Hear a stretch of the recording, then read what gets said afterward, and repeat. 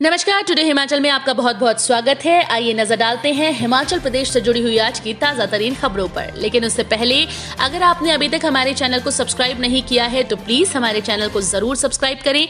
Video थोड़ा सा भी पसंद आए तो वीडियो को लाइक करें और हमारे व्हाट्सएप ग्रुप को भी ज्वाइन करें, जिसका लिंक डिस्क्रिप्शन बॉक्स में है। तो चलिए शुरू करते हैं हमारे राज्य हिमाचल प्रदेश से जुड़ी हुई महत्वपूर्ण खबरों को जानने का सिलसिला।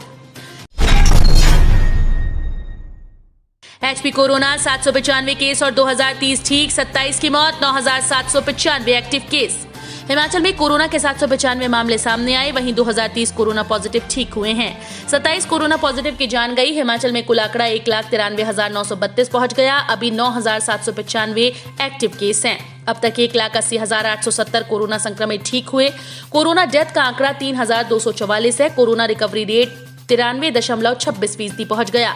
डेथ रेट 1.67% है। कांगड़ा में 148, शिमला में 147, मंडी में 138, चंबा में 71, हमीरपुर में 68, ऊना में 52, सोलन में 50, सिरमौर में 39, कुल्लू में 36, बिलासपुर में 20, किन्नौर व लाहौल स्पीति में 13 केस सामने आए। कांगड़ा के 639, सोलन के 299, शिमला के 168, ऊना के 158, मंडी के 152, बिलासपुर के 146, सिरमौर के 145, हमीरपुर के 117, चंबा के 116, कुल्लू के 50, किन्नौर के 37 व लाहौल स्पीति के 3 ठीक हुए। एचआरटीसी कर्मियों के चिकित्सा बिलों का निपटारा इसी माह चरणबद्ध तरीके से होगा। लंबित भत्तों का भुगतान। हिमाचल पथ परिवहन निगम के कर्मियों और पेंशनरों के बीच करीब 6 करोड़ के चिकित्सा बिलों का भुगतान इसी माह कर दिया जाएगा। मुख्यमंत्री जयराम ठाकुर ने ये जानकारी निगम की कार्यप्रणाली की समीक्षा बैठक में दी। बैठक में बताया गया कि निगम में विभिन्न श्रेणियों के 890 पद भरे जाएंगे, जिसकी प्रक्रिया शुरू कर दी गई है। निगम के बेड़े में 200 नई बसें जुड़ेंगी, जबकि पुरानी बसों को बदलकर इनके स्थान पर नई बसों को चलाया जाएगा। बैठक की अध्यक्षता करते हुए मुख्यमंत्री ने बताया कि पेंशनर्स और नियमित कर्मचारियों के वित्तीय लाभ आदि का भी भुगतान धीरे धीरे किया जाएगा। सीएम ने कहा कि सरकार कैशलेस ट्रांजैक्शन, बस समय सारणी ऑनलाइन दर्शाने और जीपीएस की सहायता से वाहनों का सही स्थान पता करने जैसी सुविधाएं शुरू करने जा रही है। सीएम ने कहा कि 7 जून के बाद बसें चलेंगी या नहीं, इसका फैसला कैबिनेट बैठक में लिया जाएगा। वहीं परिवहन मंत्री बिक्रम सिंह ठाकुर ने कहा कि एचआरटीसी को 2020-21 में 592 करोड़ रुपए का बजट मिला था। इसमें 258 रुपए अतिरिक्त राशि मिली थी। डीएलएड में प्रवेश के लिए परीक्षा की तिथि तय, 25 जून तक कर सकते हैं ऑनलाइन आवेदन। हिमाचल प्रदेश स्कूल शिक्षा बोर्ड डीएलएड के लिए प्रवेश परीक्षा 18 जुलाई को होगी। इस परीक्षा के लिए अभ्यर्थी 5 से लेकर 25 जून तक ऑनलाइन आवेदन कर सकते हैं। स्कूल शिक्षा बोर्ड के अध्यक्ष डॉक्टर सुरेश कुमार सोनी ने बताया कि 2 वर्षीय डिप्लोमा इन एलिमेंट्री एजुकेशन सत्र 2021-23 के लिए कॉमन एंट्रेंस टेस्ट 2021 की परीक्षा 18 जुलाई को होगी। उन्होंने बताया कि इस प्रवेश परीक्षा के लिए पात्र अभ्यर्थी 5 से 25 जून तक ऑनलाइन आवेदन कर सकते हैं। परीक्षा 18 जुलाई को सुबह 11 बजे से दोपहर 1 बजे तक प्रदेश स्तर में स्थापित परीक्षा केंद्रों में करवाई जाएगी। स्कूल प्रवक्ता भर्ती ऑनलाइन होगा, दस्तावेजों का मूल्यांकन। हिमाचल प्रदेश शिक्षा विभाग में भरे जाने वाले स्कूल प्रवक्ता न्यू की भर्ती के लिए दस्तावेजों का मूल्यांकन अब ऑनलाइन होगा। राज्य लोक सेवा आयोग ने कोरोना संकट के चलते पुरानी व्यवस्था को बदलने का फैसला किया। राजनीति शास्त्र और इतिहास विषय की लिखित परीक्षा पास कर भर्ती में शामिल होने वाले अभ्यर्थियों को 15 से 20 जून तक अपने आवश्यक दस्तावेज अपलोड करने होंगे।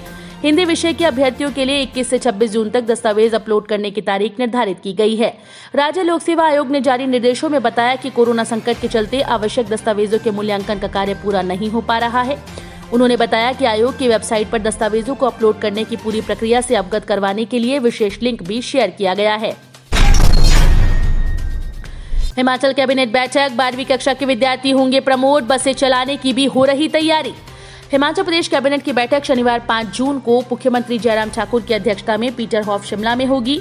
बैठक में और भी रियायतें बढ़ाने के साथ ही कोरोना कर्फ्यू 1 सप्ताह और बढ़ाने का फैसला लिया जा सकता है। 12वीं कक्षा की परीक्षा रद्द करने, विद्यार्थियों को बिना परीक्षा प्रमोट करने, बसें चलाने, व्यापारियों को दुकानें खोलने में और ढील देने, स्कूलों में शिक्षकों को बुलाने जैसे कई मसलों पर निर्णय होंगे। अंतर्राज्यीय बसें चलानी है कि नहीं, इस बारे में भी मंत्रणा होगी। अगले माह से राशन डिपुओं में सरसों तेल सस्ता देने की तैयारी में है सरकार। हिमाचल प्रदेश के सरकारी राशन के डिपुओं में उपभोक्ताओं को महंगा सरसों तेल दिए जाने के मामले में विरोध के बीच सरकार अगले माह से सस्ता तेल देने की तैयारी कर रही है। खाद्य आपूर्ति निगम ने सस्ता तेल देने के लिए कंपनी से निविदाएं मांगी थी, लेकिन रेट ज्यादा आने पर निगम ने टेंडर रद्द कर दिए। अब निगम दोबारा से टेंडर करने जा रहा है। अभी तक टेंडर फाइनल नहीं हो जाता है तब तक हरियाणा की सरकारी एजेंसी से तेल की सप्लाई होती रहेगी। डिपुओं में उपभोक्ताओं को तेल मिलता रहे, इसके चलते खाद्य आपूर्ति निगम ने हरियाणा की सरकारी एजेंसी से 1 महीने के लिए शॉर्ट टेंडर किया था। उपभोक्ताओं को ये तेल 57 रुपए तक महंगा मिल रहा है। सरकार का तर्क है कि मार्केट में तेल महंगा हुआ है, इसके चलते दाम बढ़े। केंद्र में सोनिया और राहुल, हिमाचल में वीरभद्र सिंह हमारे नेता प्रतिपक्ष मुकेश अग्निहोत्री ने कहा कि केंद्र में सोनिया और राहुल गांधी और हिमाचल में हमारे नेता वीरभद्र सिंह हैं। वीरभद्र सिंह का 6 दशक का राजनीतिक अनुभव है। वे 6 बार मुख्यमंत्री रहे हैं। प्रदेश में वीरभद्र के जन्म दिवस को 23 जून को स्वाभिमान दिवस के रूप में मनाएंगे। कोविड प्रभावित लोगों की मदद भी की जाएगी। बुधवार को विधानसभा में विपक्ष के लॉन्च में प्रेस सम्मेलन को संबोधित कर रहे थे। उनके साथ पूर्व मंत्री कौल सिंह, सुधीर शर्मा, विधायक आशा कुमारी, विक्रमादित्य सिंह, पूर्व विधायक सुभाष मंगलेट भी मौजूद रहे। पीएम मोदी ने हिमाचल की श्रेजल से की बात, बोले पहले आपके यहाँ से मुझे सेपू बड़ी खाने को मिलती थी। प्रधानमंत्री नरेंद्र मोदी देवभूमि हिमाचल के खान-पान, संस्कृति व परंपराओं को अपने जहन में संजोकर रखे हुए हैं। कोविड-19 के कारण सीबीएसई बोर्ड की परीक्षाओं को रद्द करने के बाद पीएम नरेंद्र मोदी ने गुरुवार को वर्चुअल माध्यम से सीबीएसई बोर्ड के 12वीं कक्षा के विद्यार्थियों व अभिभावकों से संवाद किया। इसका मकसद 12वीं कक्षा के विद्यार्थियों का मनोबल बढ़ाना था। इस दौरान श्रीजल ने अपने दादा की भी बात पीएम मोदी से कराई। श्रीजल ने पीएम से कहा, सर मेरे दादा आपके बहुत बड़े फैन हैं। इस पर पीएम ने छात्रा के दादा से बात करते हुए कहा कि मंडी में उनका घर कहाँ है। दादा ने कहा कि मंडी के नजदीक ही 8-9 किलोमीटर दूर उनका घर है। इस दौरान दोनों ने एक दूसरे का कुशलक्षेम पूछा। पीएम ने कहा, पहले आपके यहाँ से मुझे सेपू बड़ी प्रसिद्ध स्थानीय व्यंजन खाने को मिलती थी। सीएम जयराम बोले, बच्चों के लिए वेंटिलेटर में जोड़ी जाएगी तकनीकी सामग्री, कोरोना की तीसरी लहर के लिए तैयारी की जरूरत। मुख्यमंत्री जयराम ठाकुर ने कहा कि हिमाचल प्रदेश में कोरोना वायरस की तीसरी लहर के लिए तैयारियां करके ही चलना पड़ेगा।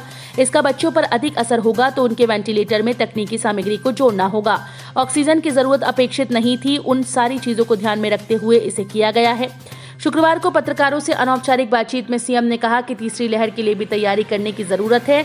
ऐसा कहा जा रहा है कि इसका बच्चों पर प्रभाव होगा। अगर बच्चों पर असर होगा तो उसके लिए जरूरत क्या है, इसे देखना होगा। पता पूछने के बहाने ऊना में बाइक सवार नकाबपोशों ने छीन ली बुजुर्ग के गले से चेन। कोरोना कर्फ्यू के दौरान असामाजिक तत्व अपने गलत इरादों को अंजाम देने में जुटे हैं। ऊना जिले की बात करें तो यहां पर सदर थाने के तहत धमांदरी बाजार में शुक्रवार को बाइक सवार नकाबपोश एक वृद्ध के गले से सोने की चेन लूटकर फरार हो गए। चेन की कीमत करीब 1.5 लाख रुपए बताई जा रही है। वृद्ध की शिकायत के बाद पुलिस ने मौके पर पहुंचकर जांच प्रक्रिया शुरू कर दी।